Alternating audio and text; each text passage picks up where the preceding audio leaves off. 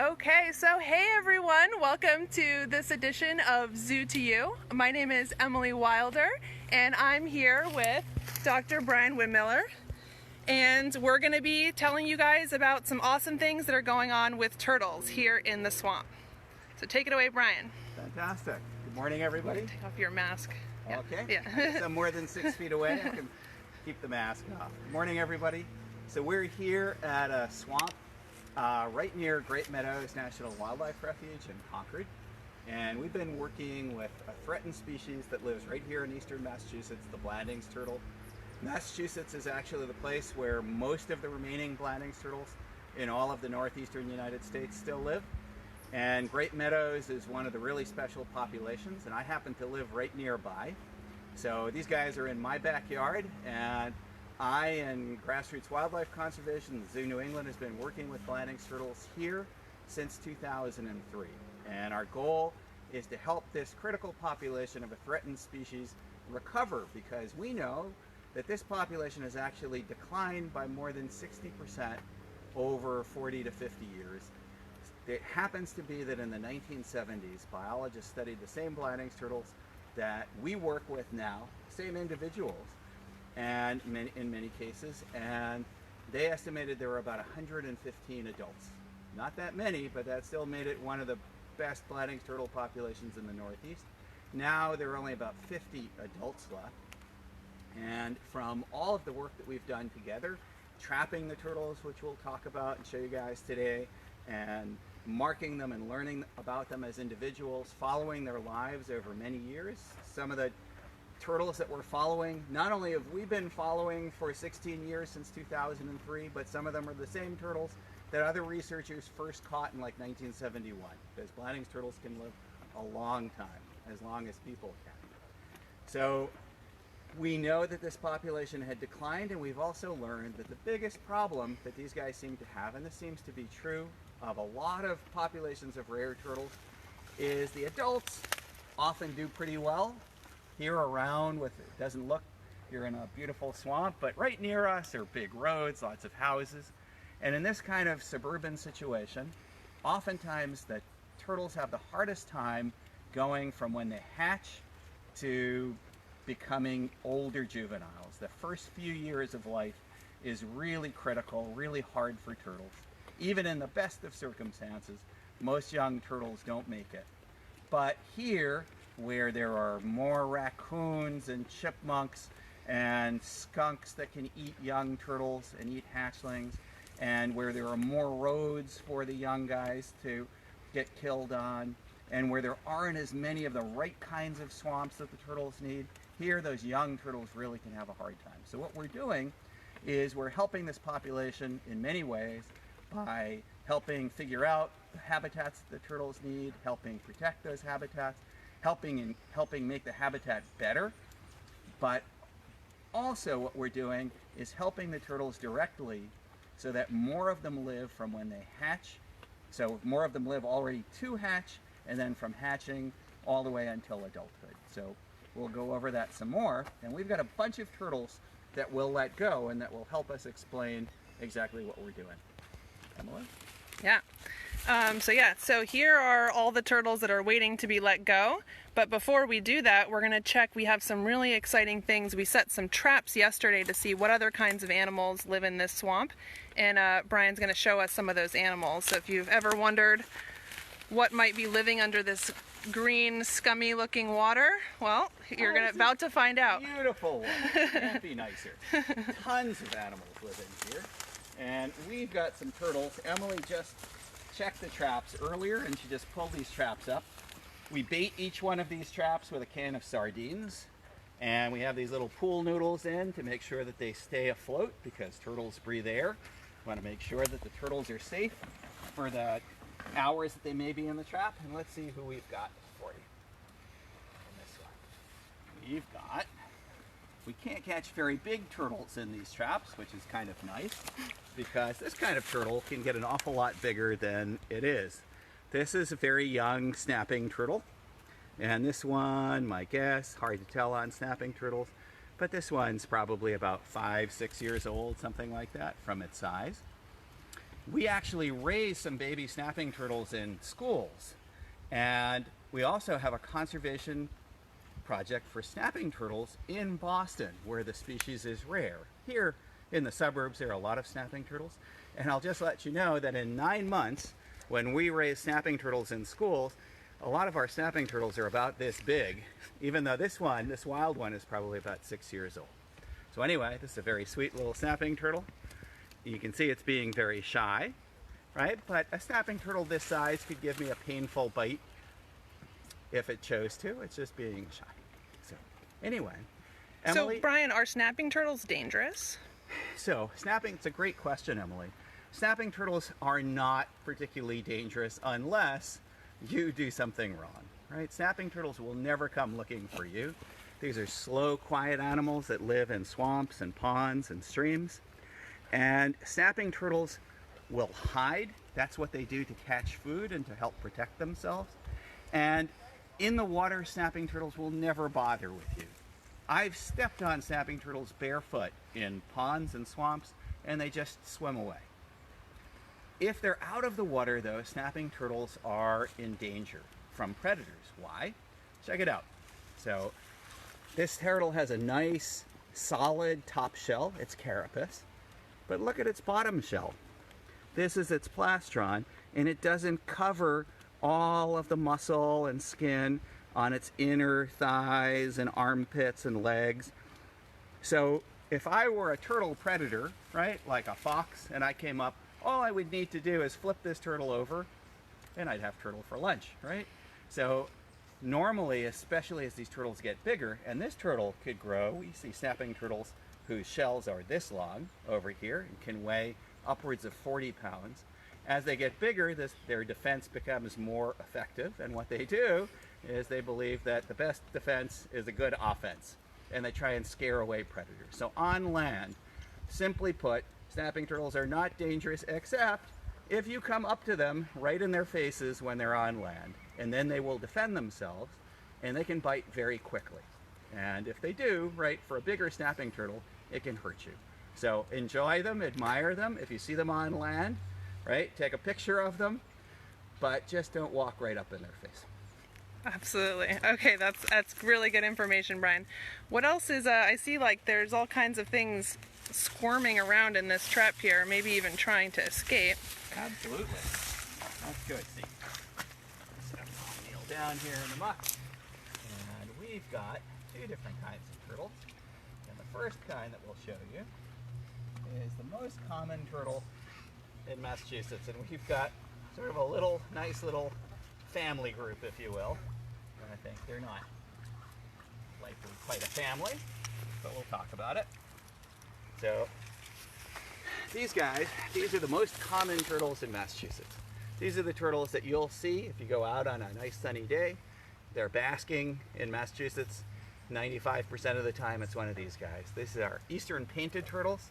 You can see why they're called painted. They've got this beautiful red color here. Oh, there's a green frog right over here that's kind of checking us out. Just sort of wanted to be in the video, so it's kind of video bombing us.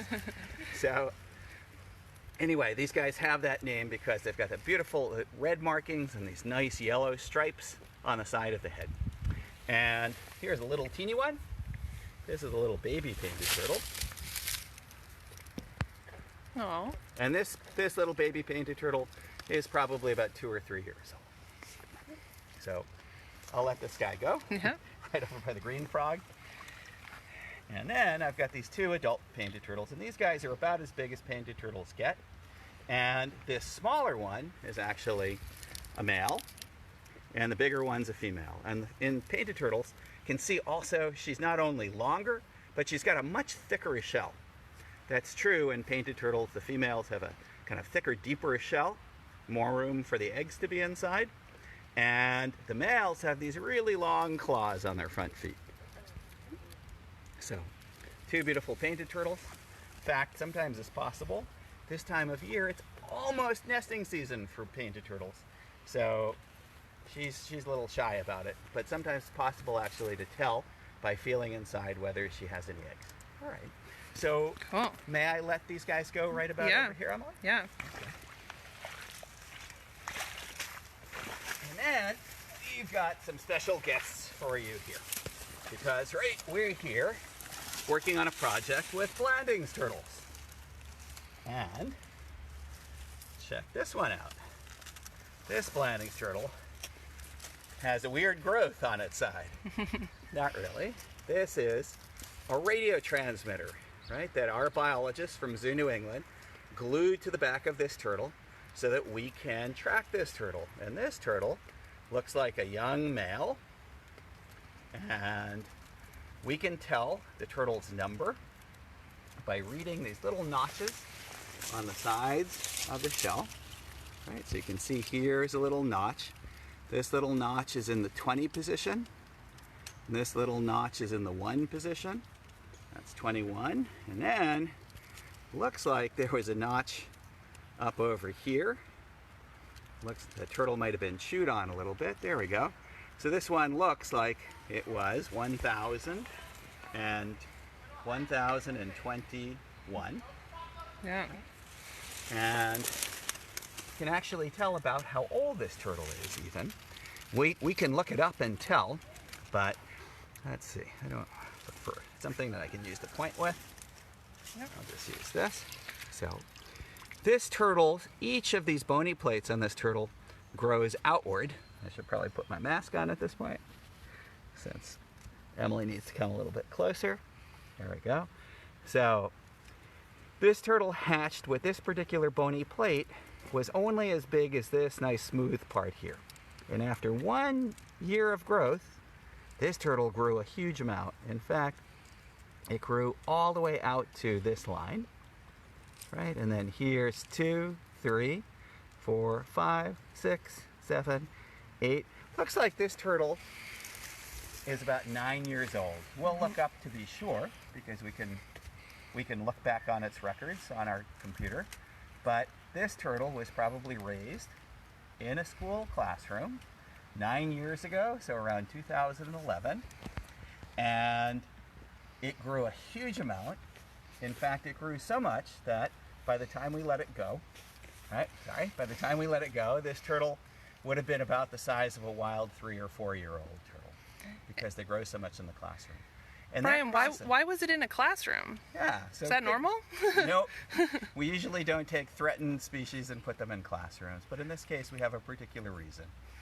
When these babies hatch, and we're just about at nesting season, right? So very soon, our cycle will be beginning again. The mother Blandings turtles will be coming on land, mostly in June, will lay their eggs. We track them at night using radio trackers like this one. We find out where they nest. A lot of times people tell us, because the turtles nest in people's yards. We protect the nests so that predators like raccoons and skunks don't dig up the eggs and eat them. And then we wait until the babies hatch. And we take those babies, and they're tiny. They're the size of a quarter. They weigh about 10 grams, which is about as much as a quarter weighs. And anything could eat them, right? A bullfrog, a cat, a garter snake, a blue jay, a chipmunk, all kinds of things can eat them. They have very little chance on their own in nature of living to be 1 year old. But what we do is we take those baby turtles and we give them to schools. And we have more than, this year, I think 38 different schools were working with us raising baby Blandings turtles. Mm-hmm. And by doing that, by raising them over the winter, we give the schools that we work with detailed instructions on how to do this. We stay in touch. We come to the classrooms a bunch of times to make sure that everybody's okay. We teach the kids about the turtles and about rare species conservation. We take them on field trips. And by doing that, we're giving the turtles a head start in life, because we can grow them, so we're not letting them go at the size of a quarter. We're letting them go at these much bigger turtles, which you'll see in a few minutes. Yeah. They're 20 times, oftentimes 20 times the weight than when they hatched, and they're much more likely to become nice big turtles like this 9-year-old who was raised in a school. Yeah. Way cool. And then we've got another Blandings turtle in here. This one has a short little tail.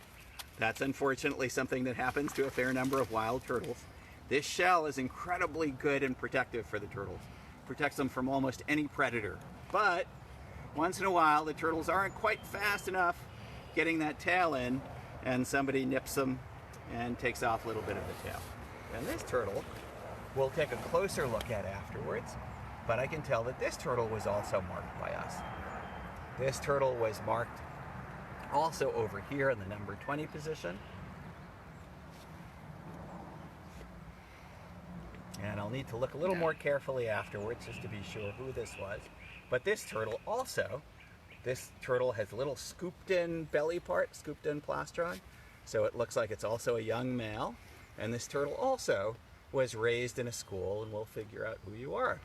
And how big will a Blandings turtle get, Brian? Is that full size? It's not quite. So this turtle here, right, is almost as big as the smallest adults. Not quite. So this turtle probably weighs right now, I'm gonna guess about, maybe 2 pounds. And a full-grown Blandings turtle is about double this, about 4 pounds. Mm-hmm. Right, so still quite a bit to grow.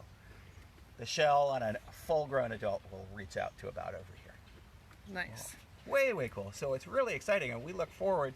We're going to look up and figure out who these turtles are, and then we can also let the teachers know about these turtles. Should we introduce our teachers at this point? Yeah.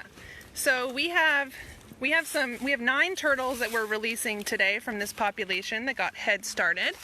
And I'll just open this container so you guys can see, right? They're a lot smaller than the ones we just looked at from the traps because they are only 9 months old. And some of them were raised at Stone Zoo in the ADC Center. But then some of them were also raised at Medford High School. And so the Medford High School teachers have come out to bring us their turtles.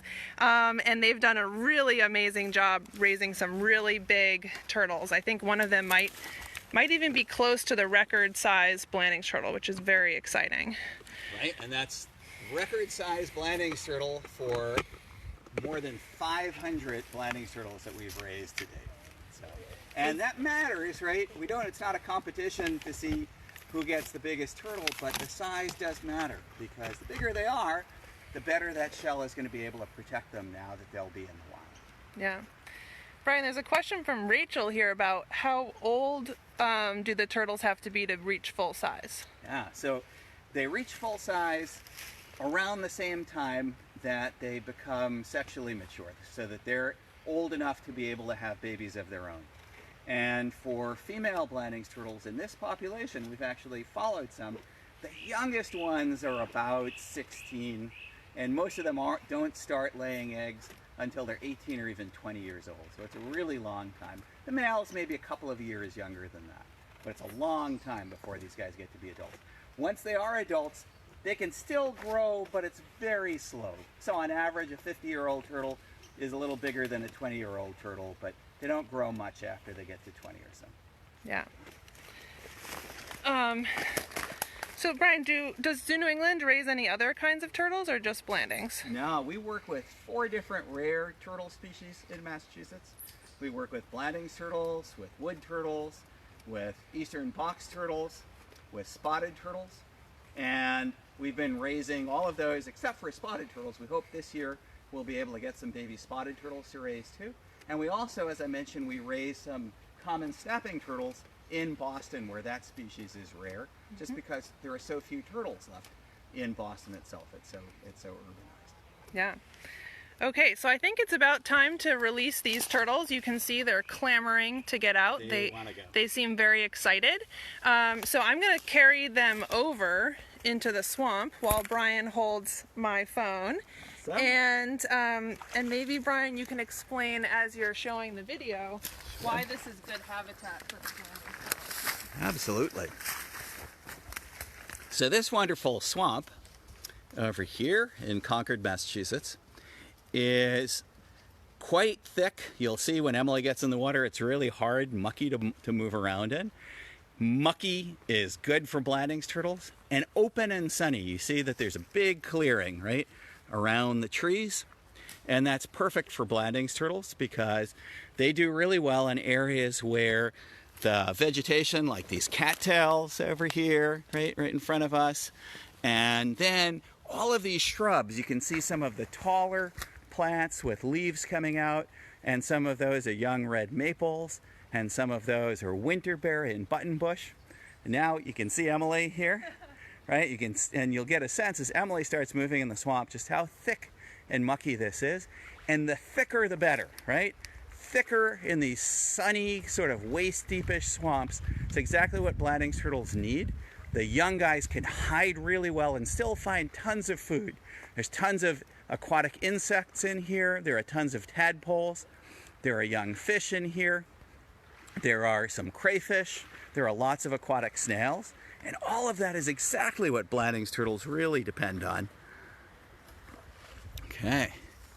And Emily's looking around for just the right kind of spot, right, where there's a lot of cover for the Blandings turtles, so that these young turtles can hide really effectively, because it's going to be a transition, right? They've just been in classrooms. They've been in Medford High School, and then with the teachers from Medford High School, who were fantastically, again, I'll just turn around and thank you guys, because these wonderful teachers have been doing just something fantastic this crazy COVID-19 year, right? Our turtles, of course, also got shut out of the schools that they were in.